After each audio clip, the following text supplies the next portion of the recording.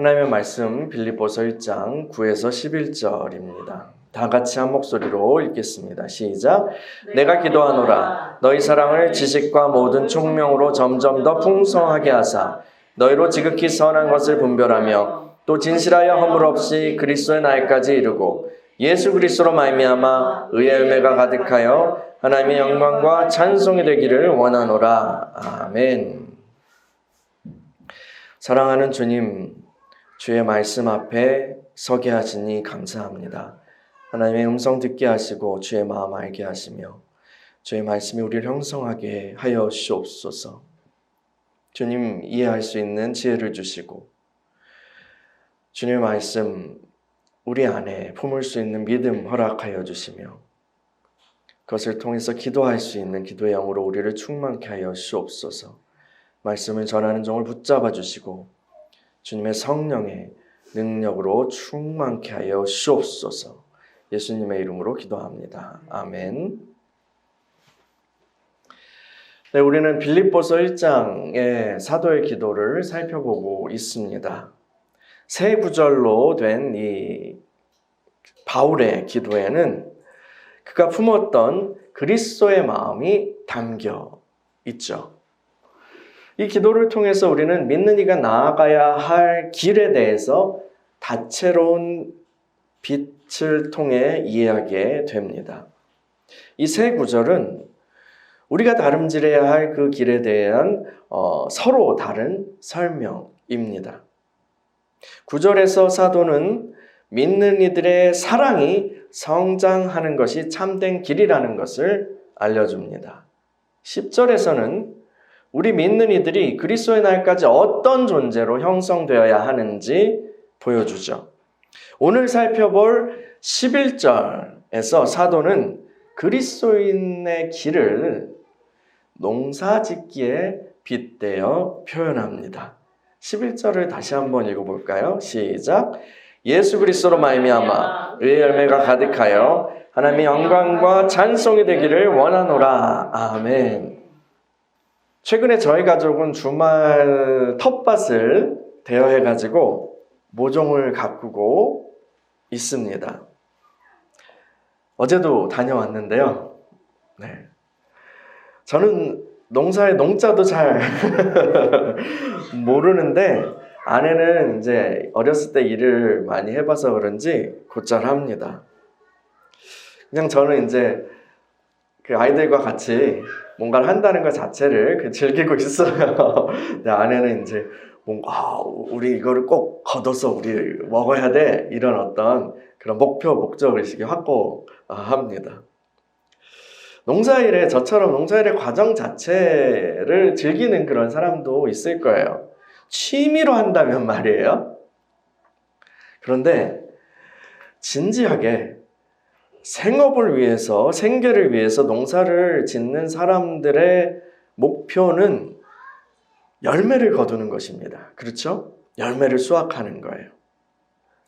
농부가 열매를 기대하면서 땅을 열심히 개간하고 그곳에 씨를 뿌립니다.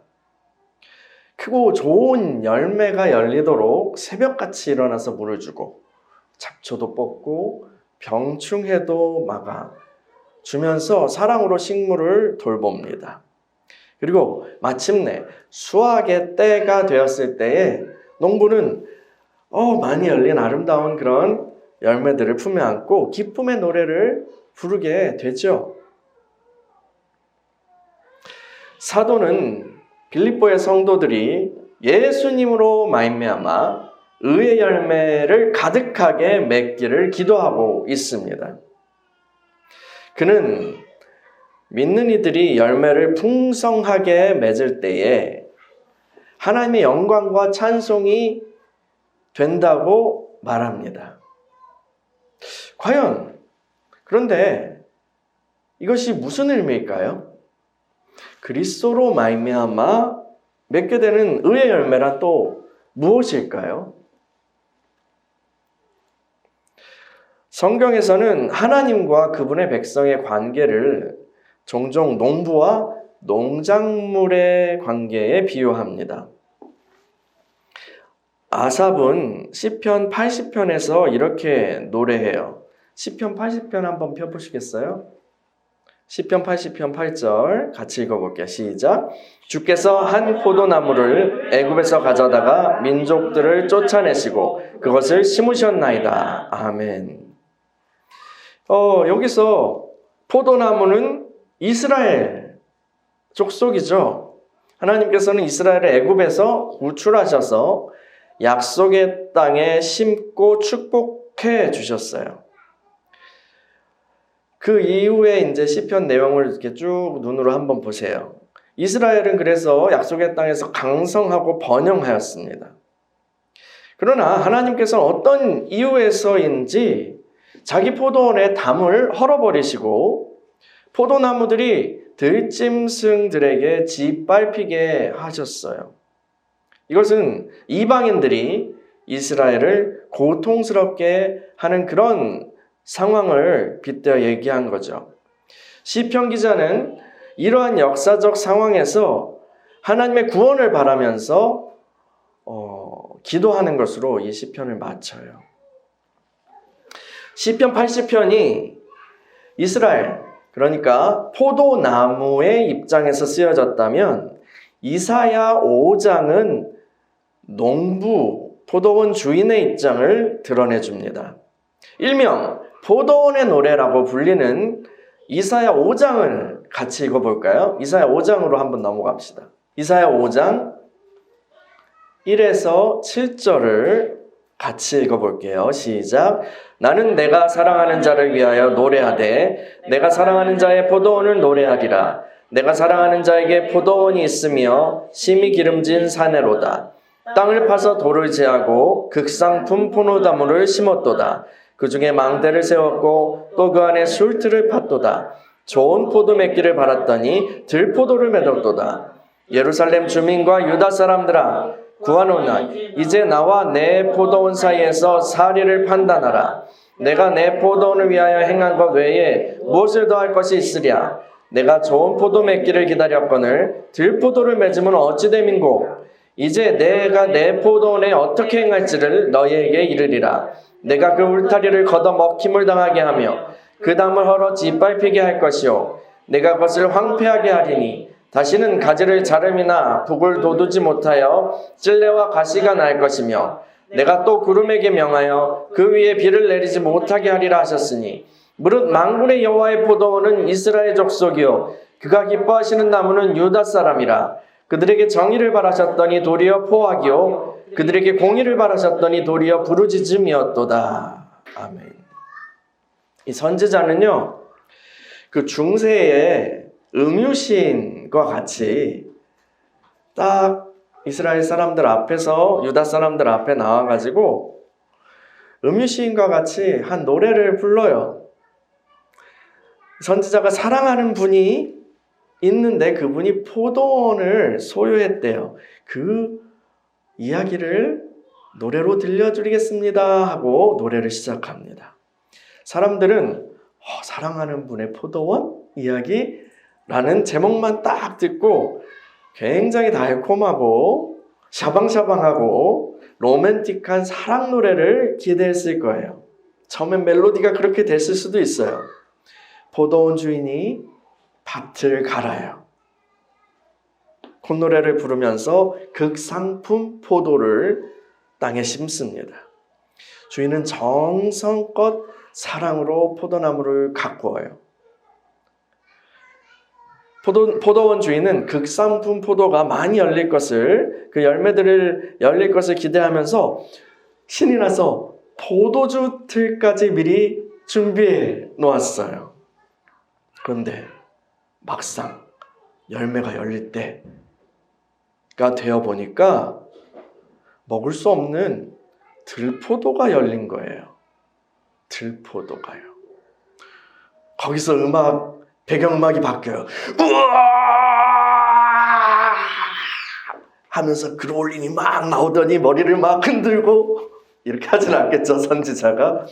기타가 갑자기 달달하게 울리다가 디스토션이 팍 걸리고 워잉 두구두구두구두구두구두구 막 하더니 갑자기 그 러브송이 헤비메탈, 하드코어 랩이 되는 거예요. 그러면서 선지자가 갑자기 제3자 입장에서 얘기하다가 주인의 음성으로 울분을 표현해요. 주인은 유다의 백성들이야, 제발 이 사건을 보고 판단해 주십시오 라고 소리칩니다. 포도원 농부는 막 화가 치밀어서 이 포도원을 더 이상 가꾸지 않고 황폐하게 만들겠다고 말해요. 듣고 있던 그 사람들 어땠을까요? 표정이야. 이 노래 장르가 뭐야? 이 노래 주제가 뭐야? 충격을 받은 청중들에게 선지자는 큰 것 한 방을 더 날려요. 바로 이 노래에 등장하는 포도원 주인이 여호와 하나님이시고 포도원은 이스라엘 나라, 들포도를 맺은 포도나무는 노래를 듣고 있던 유다 백성들이라는 거예요.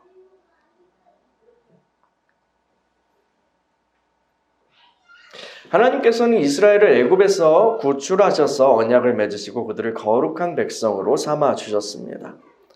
하나님께서는 큰 사랑으로 자기 백성을 돌보시고 또 복 주셨죠. 그런데 막상 이스라엘이 주님께 보인 결과는 형편없었습니다. 욕망을 따라서 이방신을 섬기고 가난한 자들을 억압하고 그러면서 즐거워합니다. 하나님께서는 극상품 포도를 심으셨는데 이스라엘이 내놓은 것은 들포도였습니다. 어떤 학자는 이 들포도라는 이 단어가 썩은 포도를 가리킨다고 그렇게 말합니다. 하나님은 포도원을 갈아엎어 버리실 거예요. 이스라엘은 이방인의 발에 밟히게 될 것입니다. 하나님이 자기 백성에게 바라셨던 것은 공의와 정의였습니다. 그러나 이스라엘은 포악과 억압당한 자들의 부르짖음이라는 열매를 내놓았어요. 하나님의 나라, 그런 공동체,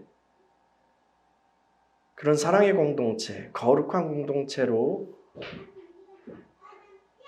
열매 맺도록 하나님 바라셨는데 이스라엘 나라는 다른 이방인들, 노아 이전의 그런 백성들보다 더 나을 게 없는 그런 썩은 포도가 된 것입니다. 하나님이 기대하신 열매를 내놓지 못한 나무의 종말은 땔감으로 잘려서 불에 던져지는 것 뿐이죠. 여러분, 하나님이 자기 백성에게 바라시는 것은 공의와 정의의 열매입니다.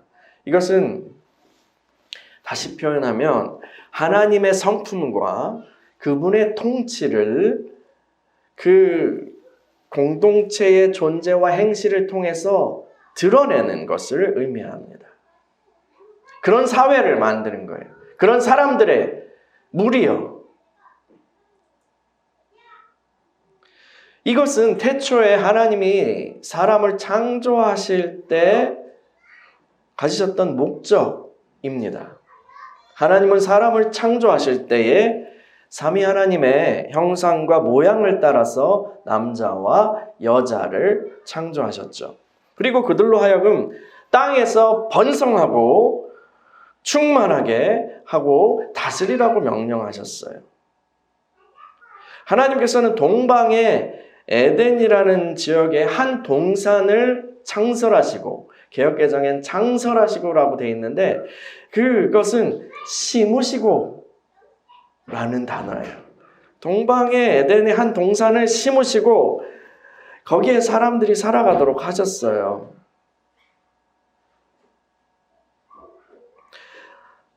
사람은 그 땅에서 하나님의 형상과 통치, 다스리심을 이 땅 가운데 밝히 드러내는 그런 존재로 살아야 했습니다. 하나님은 그러한 하나님의 형상들의 공동체가 땅에 충만하기를 바라셨어요. 최초의 남자와 여자들을 통해서 그런 많은 열매를 맺기를 바라셨던 거예요. 그런데 어떻게 됐죠? 그들은 불순종하고 부패했습니다. 썩었어요. 하나님은 그래서 하나님께서는 아브라함이라는 사람을 선택하셔서 다시 하나님을 나타내는 그 백성들이 하나님의 형상을 나타내는 하나님이 어떠하신 분이라는 것을 나타내는 그 백성들의 이 땅에 충만하게 될 비전을 그에게 보여주시고 일하셨죠. 그리고 하나님의 그 열심으로 인해서 이삭과 야곱을 거쳐서 이스라엘이라는 공동체가 형성되었습니다. 하나님은 이스라엘 공동체를 나의 아들, 나의 장자라고 부르셨어요. 하나님은 이스라엘을 제사장 나라, 거룩한 백성으로 삼으셨습니다. 이것은 그들이 이 땅에서 하나님의 어떠하심을 보여주는 거룩한 공동체로 부름을 받았다는 것입니다. 그들이 받은 그 하나님의 법은, 하나님의 율법은 이 타락한 세상과 구별되어 하나님의 성품과 통치를 드러내는 그런 공동체를 형성하기 위해서 주어진 거예요. 이 세상 이방인들과는 다르게 서로 관계 맺고 사람들 사이에요. 그리고 하나님과 이방인들과는 다르게 하나님과 관계 맺고 이방인들과는 다르게 이 땅의 모든 만물과 관계 맺고 살아가라고 율법을 주신 거예요. 그런 공동체를 형성하라고 매뉴얼을 주신 거예요. 그런데 그들은 아담처럼 하나님을 저버렸죠. 그분의 법을 던져버리고 이방인들과 같이 되어버린 거예요. 어떠세요? 포도원 주인이 화를 내는 것이 당연합니다. 예레미야 선지자는요, 예레미야 2장 21절에는 이것을 이렇게 표현했어요. 내가 너를, 이스라엘이죠, 너를 순전한 참 종자, 곧 귀한 포도나무로 심었거늘 내게 대하여 이방 포도나무의 악한 가지가 되면 어찌 됨이냐.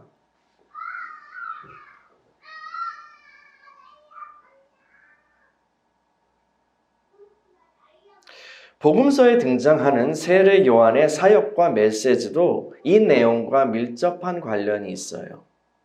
누가복음을 한번 펴볼까요? 누가복음 3장이요.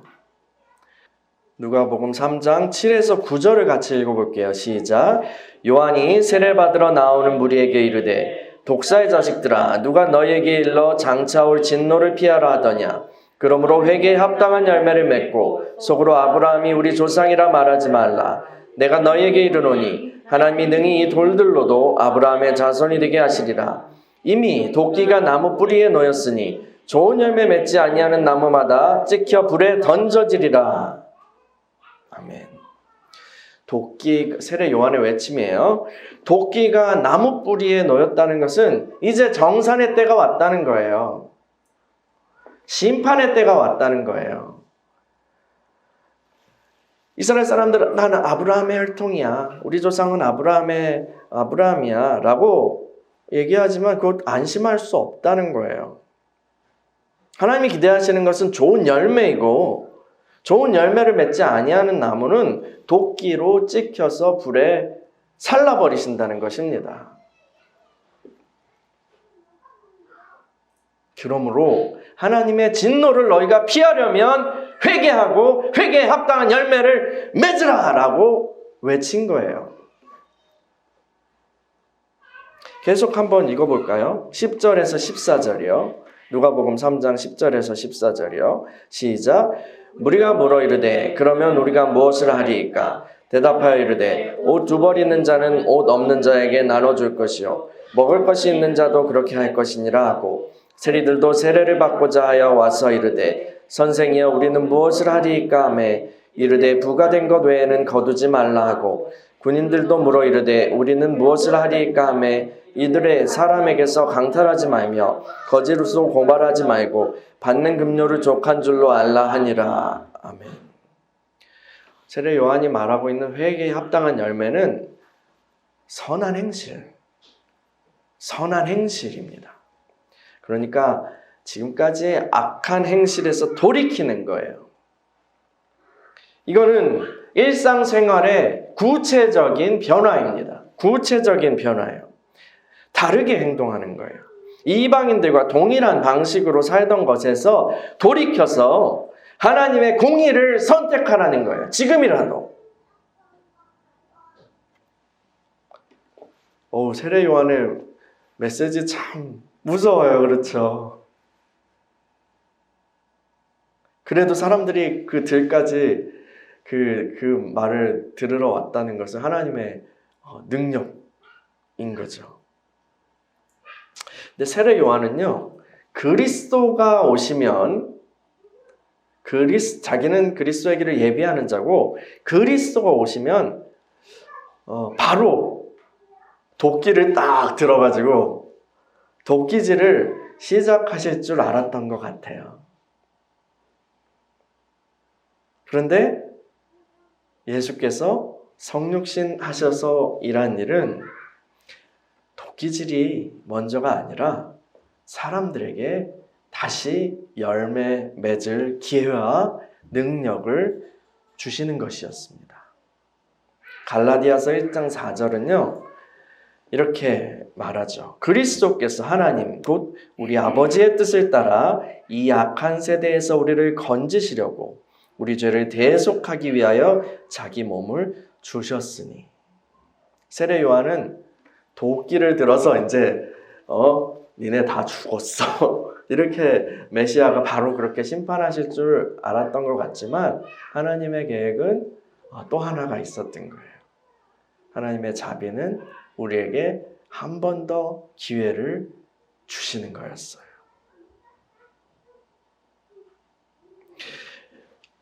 예수님은 도끼를 잡으시지 않고 십자가를 지시고 피 흘려 죽으셨습니다. 그리고 그 나무에 달리신 그리스도 예수를 믿는 자마다 죄 사함과 새 생명을 얻게 하셨습니다. 예수를 믿는 자마다 그 안에 새로운 씨앗을 받아서 살아나게 되는 것입니다. 베드로전서 1장 23절은 너희가 거듭난 것은 썩어질 씨로 된 것이 아니오 썩지 아니할 씨로 된 것이니 살아있고 항상 있는 하나님의 말씀으로 되었느니라 라고 말씀했어요. 저와 여러분들이 바로 이 은혜를 받았습니다. 할렐루야. 주님을 찬양합니다. 거듭난 사람들은 극상품 씨앗을 품은 자들과 같습니다. 이 씨앗은 하나님의 형상이신 예수님의 씨앗입니다. 그분은 존재와 삶의 실천으로 아버지의 영광을 온전히 표현하셨습니다. 하나님이 이 씨를 저와 여러분 안에 심으신 것은 씨앗 그대로 보관하라고 두신 것이 아닙니다. 한 달란트 받은 종처럼 땅에 묻어두었다가 주인이 돌아왔을 때 그렇게 보여주면 혼쭐이 나게 될 것입니다. 하나님이 이 씨앗을 우리에게 심으시고 우리 안에 심으시고 기대하시는 것은 열매입니다. 그래서 사도는 이와 같이 기도하고 있는 거예요. 다시 빌립보서로 돌아가 볼까요? 빌립보서 1장 11절 읽어볼게요. 시작. 예수 그리스도로 말미암아 의의 열매가 가득하여 하나님의 영광과 찬송이 되기를 원하노라. 아멘. 와우, 간단한 기도가 아니죠? 구약성경 이사야 5장에 포도원 노래가 있었다면 신약성경 요한복음 15장에는 포도나무의 비유가 있습니다. 요한복음 15장 볼까요? 요한복음 15장 1에서 6절 같이 읽겠습니다. 시작. 나는 참포도나무요 내 아버지는 농부라. 물은 내게 붙어 있어 열매를 맺지 아니하는 가지와는 아버지께서 그것을 제거해 버리시고 무릇 열매를 맺는 가지는 더 열매를 맺게 하려 하여 그것을 깨끗하게 하시느니라. 너희는 내가 일러준 말로 이미 깨끗하여졌으니 내 안에 거하라. 나도 너희 안에 거하리라. 가지가 포도나무에 붙어있지 아니하면 스스로 열매를 맺을 수 없음 같이 너희도 내 안에 있지 아니하면 그러하리라. 나는 포도나무요 너희는 가지라. 그가 내 안에 내가 그 안에 거하면 사람이 열매를 많이 맺나니 나를 떠나서는 너희가 아무것도 할 수 없음이라. 사람이 내 안에 거하지 아니하면 가지처럼 밖에 벌어져 마르나니 사람들이 그것을 모아다가 불에 던져 사르느니라. 아멘. 여러분, 엉뚱한 열매를 맺은 이스라엘 대신에 하나님께서는 참 포도나무인 예수님을 심으시고 그 나무에 우리를 접붙여 주신 거예요. 온전한 하나님의 그 영광을 드러낸 하나님의 형상인 예수님을 이 땅에 심으시고 그 나무에 참 포도나무이신 예수님께 우리를 접붙여 주신 거예요. 그게 구원입니다. 우리 스스로는 좋은 열매를 맺을 수가 없어요. 그런데 우리가 참 포도나무이신 예수께 붙어서 그 생명을 받음으로 열매를 맺을 수 있게 된 거예요. 옛 언약의 백성들은 율법은 있었지만 생명은 없었습니다. 율법은 그래서 그들을 정죄 아래 가두었죠. 그러나 새 언약의 백성은, 저와 여러분들은 그리스도 안에서 생명을 얻었습니다. 이 생명은 그리스도께서 이루신 순종과 사랑의 능력이에요. 에스겔 36장 26에서 27절은 이 새 언약에 대해서 예언했는데 제가 읽어드릴게요. 또 새 영을 너희 속에 두고 새 마음을 너희에게 주되 너희 육신에서 굳은 마음을 제거하고 부드러운 마음을 줄 것이며 또 내 영을 너희 속에 두어 너희로 내 율례를 행하게 하리니 너희가 내 규례를 지켜 행할지라. 아멘. 새 언약의 백성들은 이 새 생명을 받게 되는 거예요. 이 생명이 우리 안에서 활동함으로 우리는 하나님의 뜻 가운데 행하게 되는 거예요. 우리 안에 이미 이루어진 그 예수님의 의의 능력이 있고 그것이 생명인데 그 말씀이 우리를 통해서 이루어지게 되는 거예요. 이것이 바로 은혜 아래 거하는 삶입니다. 저와 여러분들이 바로 이 은혜 아래 있는 거예요. 그런데 믿는 이들이 이 그리스도의 생명을 의지하지 않고 자신의 육신으로 행하려고 하면 아무것도 할 수 없습니다. 당연히 열매도 맺을 수 없죠. 열매 없는 가지는 어떻게 되죠? 때가 되면 도끼로 찍혀 땔감으로 쓰이게 될 것입니다. 하나님이 원하시는 열매는 우리의 존재와 옳은 행실을 통해서 하나님의 형상을 드러내는 거예요. 하나님의 형상을 드러내는 거예요.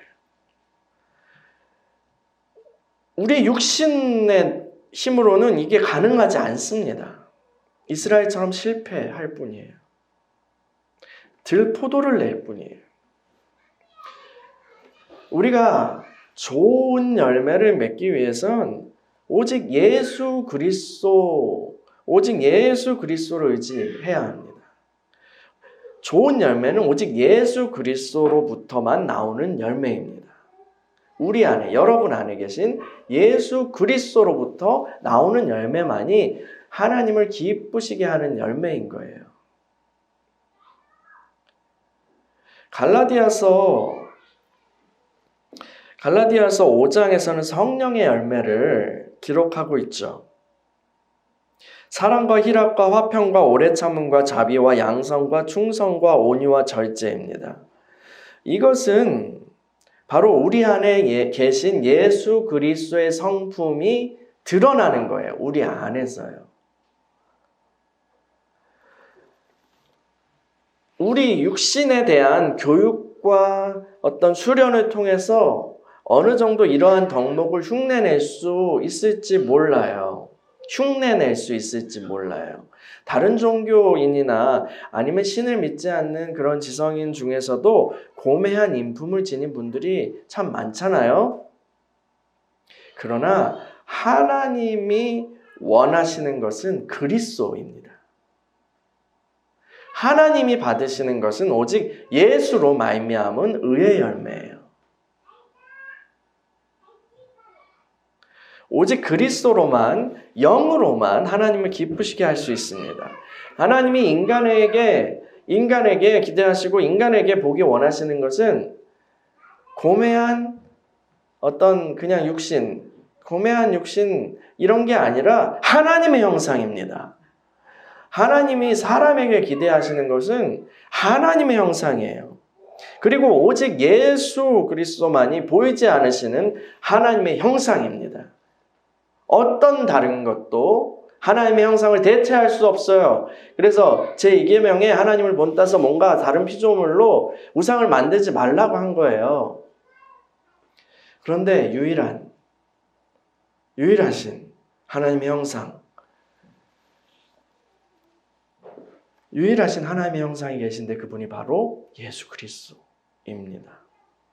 예수 아닌 다른 것으로 말미암은 것은 모조품이에요. 그러므로 우리가 하나님 앞에서 보여드려야 할 열매는 오직 그리스도의 형상을 이루는 것입니다. 그것이 우리의 부르심입니다. 우리 안에 계신 예수로부터 열매 맺을 때, 예수로 말미암아 열매 맺을 때 하나님의 사람의 창조 목적이 이루어지는 것입니다. 하나님의 뜻은 우리가 그리스도 예수의 형상을 담는 거예요. 여러분, 우리가 아무리 많은 일들을 한다고 해도 이 뜻을 놓치고 있으면 길을 잃은 것입니다. 예수님께서는 잎만 무성하고 열매 없는 무화과 나무를 어떻게 하셨죠? 저주하셨어요. 그리고 그 나무는 말라 죽어버렸습니다. 하나님께서 원하시는 것은 열매예요. 우리 존재를 통해서 예수님이 나타나실 때 농부이신 하나님을 기쁘시게 해드릴 수 있는 것입니다. 예수님의 사랑으로 하나님을 사랑하고 예수님의 사랑으로 이웃을 사랑하는 그런 존재, 그런 공동체, 그것이 주님이 기대하시는 열매인 거예요. 의의 열매는 곧 존재와 삶을 통해서 하나님의 어떠하심을 반영하는 수많은 무리의 하나님의 형상들입니다. 그리스도의 형상들이요. 이것이 그리스도의 몸인 교회가 다름질해야 하는 목표인 것입니다. 그 주님의 비전인 거예요. 여러분, 함께 그 주님의 꿈을 가슴에 품고요, 함께 이 길을 걸어갑시다. 마침내 추수의 계절이 오면 의의 열매를 맺은 우리 존재를 통해서 농부이신 하나님이 온 우주 가운데 영광을 받으시고 찬양 받으실 것입니다. 할렐루야. 예수 그리스도로 말미암아 의의 열매가 가득하여 하나님의 영광과 찬송이 되는 저와 여러분들이 되기를 간구합니다. 이 시간에 같이 기도하겠습니다.